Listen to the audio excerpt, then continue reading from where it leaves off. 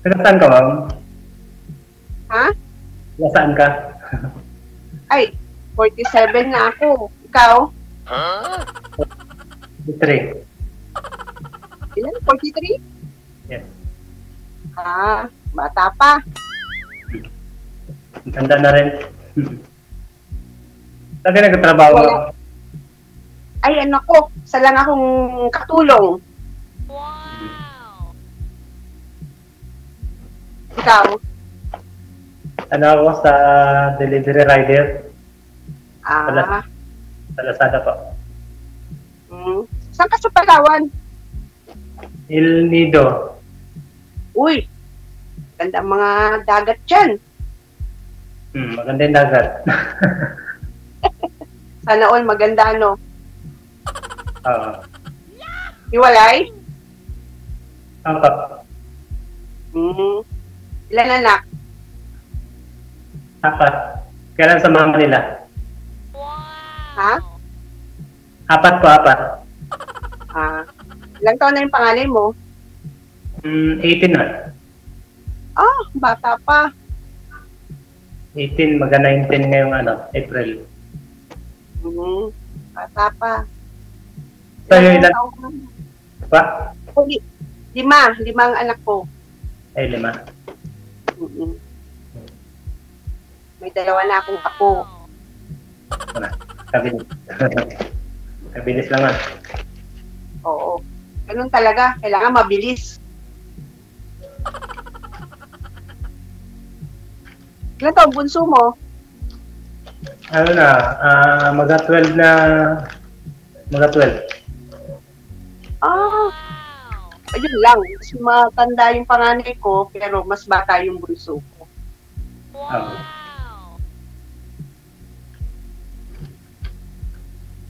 Ilang taon Saan po? ka rin saan yan? Anong lugar yan? Sa Manila, Saan dyan banda? Cubao. Sa Cubao. Cubao.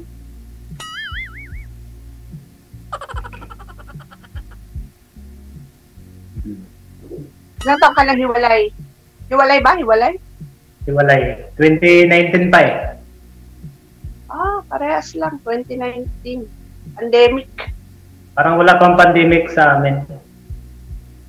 Ah, oo. Parehas din. Mga ano yun, 2019 ng October.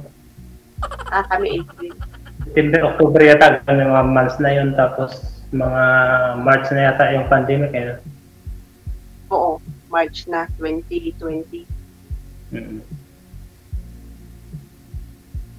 Taga Palawan din yung asawa mo. Apo. Dito Mm. siya ipinanganak. Tapos ako naman, Negros ako ipinanganak. Pero dito ako lumaki. Ah. Pero taga Palawan din lang kayo. Oo. Dito na ako lumaki sa Palawan eh. So, sino kasama mo dyan sa Palawan ngayon? Wala ako mag-isa sa bahay. Lahat ng anak mo nasa nasa asawa mo. Mama nila. Mm. Babae kasi yun. 3 babae, 1 lalaki. Ah. At least, Daga 3. may magdadala ng pilyedo mo. Wala.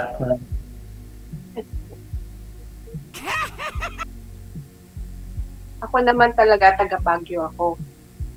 Baguio. Maganda naman yung Baguio, di ba? Hindi ko nga narating yung Baguio na yan. Oo, pero hindi na kasi katulad noon ng Baguio. Ngayon, congested na rin. Matao na. Mainit na. Hindi katulad noon talaga. Baka pwede ba sa FB na lang tayo Oo naman. Pwede naman. Paano After kung DJ. Hindi pwede. Ay, hindi pwede DJ. Hindi nyo pangahin na tanong yung pangalan ng isa't isa eh. Oo nga pala. Ako nga pala si Jen. Ano ikaw? Ano pangalan mo? Jojo po. Ano? Jojo. Jojo. As in Jojo. O palayaw lang ang Jojo. Jojo talaga. Baka mamaya Joselito pala yung totoong pangalan, ha? Joselito. Alias lang pala yung Jojo.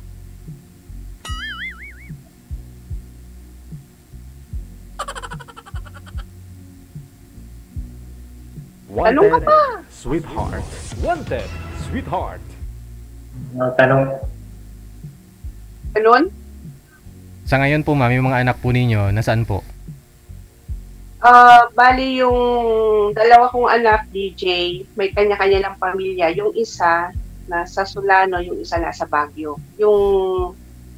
Bali yung dalawa pala nasa Solano. Yung dalawa nandito sa Manila. Mhm. How about you, sir? Yung anak po ninyo, sir, doon po lahat sa ex po ninyo? Kasal po kayo noon? opo sir. Lahat Pero na... may anak na po sa iba. May anak na si misis mo sa iba, pero andun din yung mga anak mo. Nagsusupport ka naman? Hindi kasi nagtatago man sila eh. Natatakot man sa akin kasi kasal kami. Nagtatago yung mga anak mo sa'yo. Edad mo yun. Tinatago ng mama niya. Pero malaki naman yung mga anak mo, tipo pa? Opo, mga dalaga na sir, malalaki na. Oo, may mga isip na po yun. 12 years old ang bunso. Ayun, edi may edad na po pala yung ano mo, yung eldest mo. 34 yata o 33, ganyan edad. Yung panganay? Yung akala ko mas, misis ko. Yung panganay ko po, 18. Dalaga na, may isip na ho yun. Tamang edad na eh. Hindi talaga Ano yun siya? Taon-taon po yun sila, sir. 18, 17, 16. Hindi ka nila kinontak. Siyempre, tatay ka po nila kung gustuhin nila eh. Madali lang, di po ba? May social media na. Oh. Opo. Ano po yun? Kasi parang ginabrinos ng mama niya kasi takot yung mama niya maglabas. Andun ho sa probinsya. Dito rin po sa lugar na to, Palawan din. Wala. Lapit lang, no? Wala namang narinig kasi anak ko na sa ibang lalaki yun. Hindi ko na rin ginahap. Okay na ho yun. Doon siya masaya eh. Ang importante yung mga anak po ninyo. Oo. Tama. Kasi sa kalagayan po nun, okay lang kung tanggap po ng stepfather nila yung yung mga anak mo, no? Meron pong ganun, no? Na minamaltrato po ng mga stepfather, yung mga anak, stepmother, no?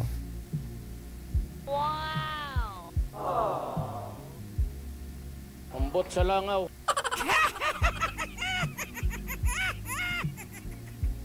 Hindi ka nag-effort na makontak yung mga anak mo? Kinupunta ko naman yung isa, nagpapakita naman sa akin, nagpunta-punta rin dito sa bahay, yung panganay. Tapos, siya, nagbigay na ako ng mga pangangailangan niya. At least, akala ko naman totally hindi ka nakikipag-communicate sa anak mo. Yung tatlo, talaga, wala yung tatlo kasi nga, hindi man yun nagalapit sa akin. Ako sumama nila eh. At least kahit pa paano, meron ka pa rin contact sa kanila. Yun naman importante doon.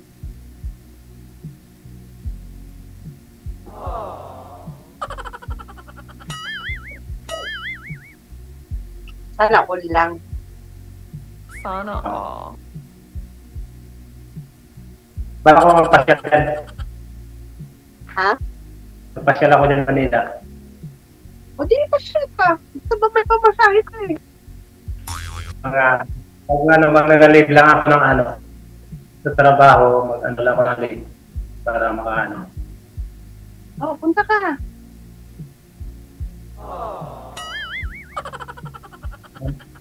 Ano gagawin mo dito sa Manila? Wala lang, kasi lang dyan. Papasyal lang, ba? Buti ka pa, pasyal sa Manila na lang, ha? Samantalang ako Wish rin na makapunta ng mga ibang lugar tulad niyan, Palawan, El Nido, mga ganyan. Ano punta dito? Pag nandito ka, wala naman problema. Walang Dahil problema. bayad mga tao dito. Mm. Wala naman talaga magiging problema. Kung pupunta ako dyan, ano magiging problema? Sakali. Tulad mo, mamamasyal lang din naman ako.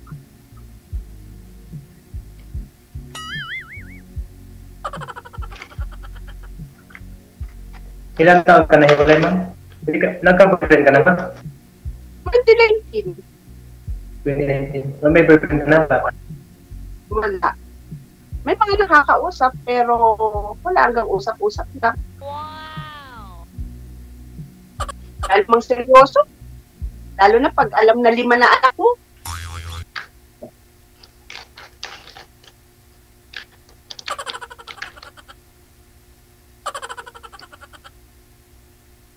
Mostly naman ng mga nakakausap ko, kung gusto na lang, yung ano na lang, yung parang kayong dalawa na lang ba ang magsasaya. Ganun. Ganun.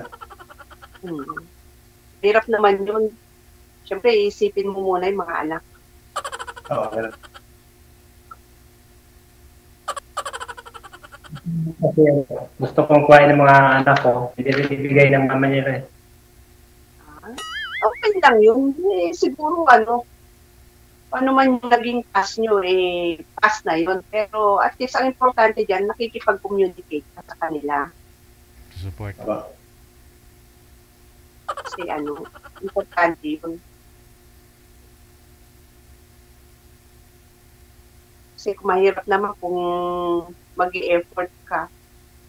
Mag-i-effort sila pala, pero ikaw naman ang hindi makikipag-communicate. Diba? Lalo sa mga anak mo.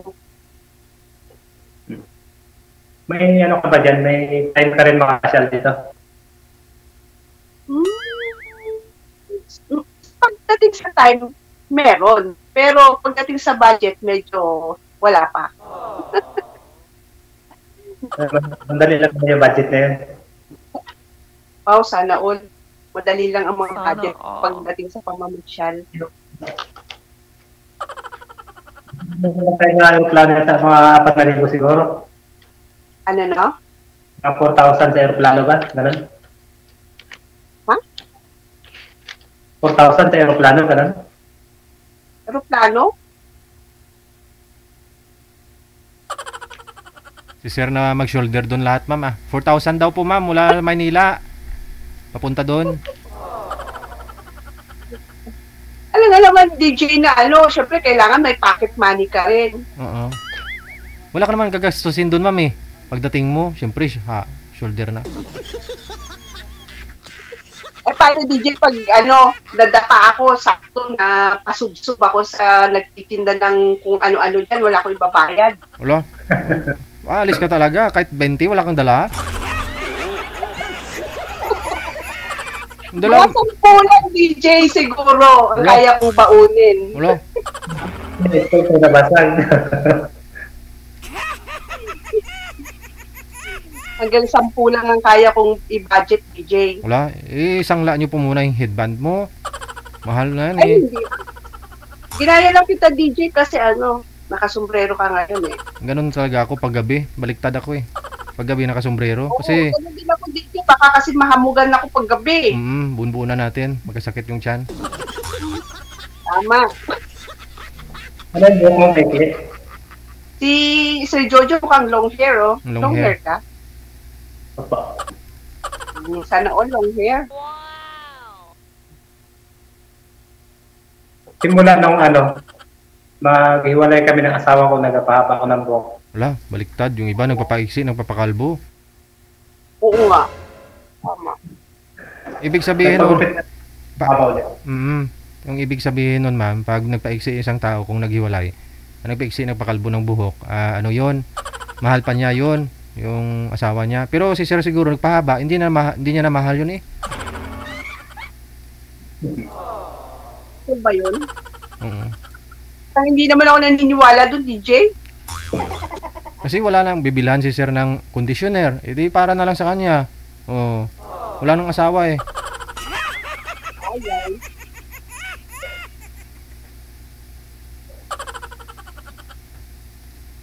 Maksaya sa shampoo, conditioner, pag mahaba buhok.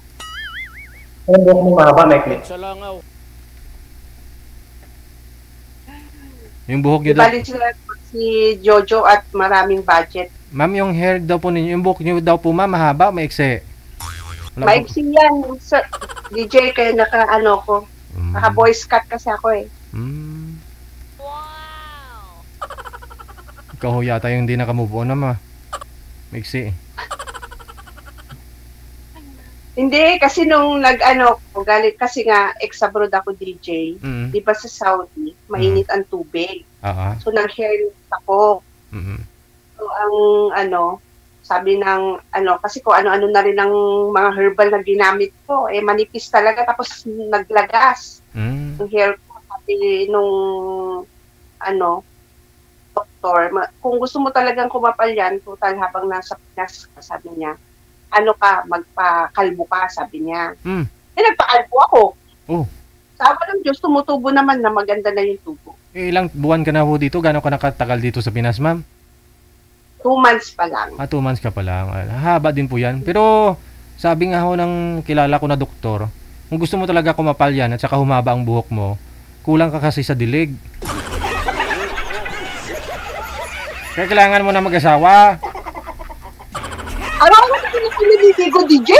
Dilig ng ano ba? Dilig ng ano po tawag, vitamins para sa buhok. Lagyan mo kasi ng ano, yung vitamins. Marami sa Lazada, sir, no? Maraming in-order diyan, ah. Oo. Orderan ka ni sir, tapos i-send niya sa'yo para kumapal at saka humaba yung buhok mo. Diligan mo kasi ng ano, pampataba yung buhok mo, ma'am. O, ganun ba, DJ? Opo. Sige nga, mag-add to cart ako sa sa Lazada o kaya sa Shopee. Sana makachamba ako ng magandang Opo. Try mo lang. magandang pampadilig. Aragway.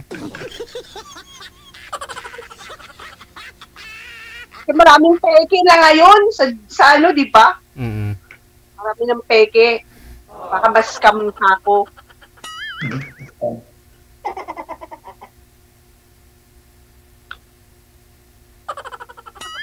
Hindi na kumibo, DJ, oh. Oo. Si sir yung magde-deliver kasi yung parcel po yung mga dinideliver po ninyo, sir? Opo, sir. Lazada, ganon, shopping. Baka pwede ako orderan ni sir, tapos deliver niya dito. Aragay. Siya na mismo mag-deliver dito. Baka iba yung pandilig niyan sa ibigay sa'yo, ma'am.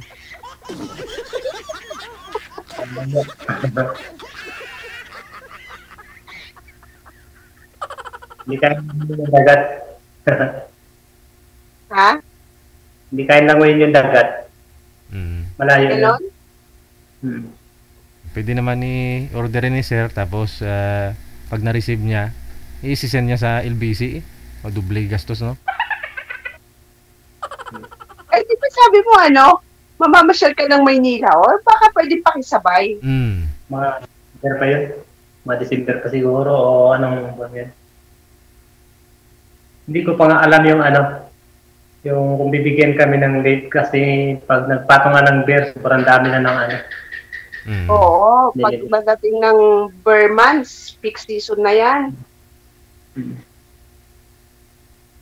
Pero sino po yung kasama mo dyan, sir? Ikaw lang po mag-isa, yung mga anak mo doon sa nanay nila yun, no? Opo, ako lang isa dito, sir. Ay.